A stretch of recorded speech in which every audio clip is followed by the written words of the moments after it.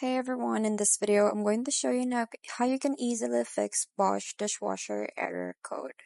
So here are the common error code that is seen to your Bosch dishwasher. So the E15, this is because of the water in base or a leak detected. So what it means is that water has leaked into the base of the dishwasher, activating the anti-flood protection system. So how to fix this one is unplug the dishwasher or turn off the circuit breaker. Then pull out the dishwasher from under the counter, then tilt it backward at 45 angle to allow the water in the base to drain out. So you just have to let it dry for several hours or use a fan to speed up drying. Then plug it back in and check if the error clears.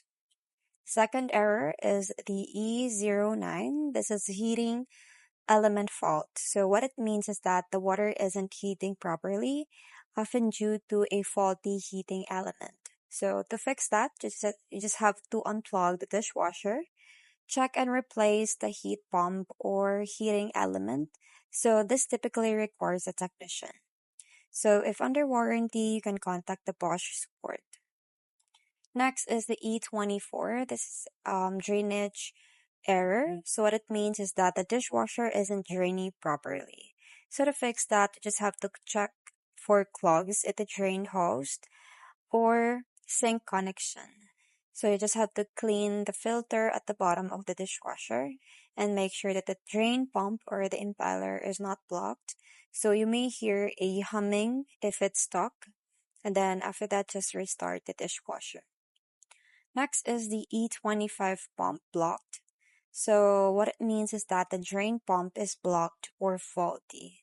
So to be able to fix that, just remove the filter system and then access the drain pump cover and remove any obstructions like glass or food. Then after that, just replace the pump if it's not working. So that's basically it. Those are the common errors of the Bosch dishwasher. I hope you find this video helpful. Thanks for watching, and I'll see you in my next one. Bye!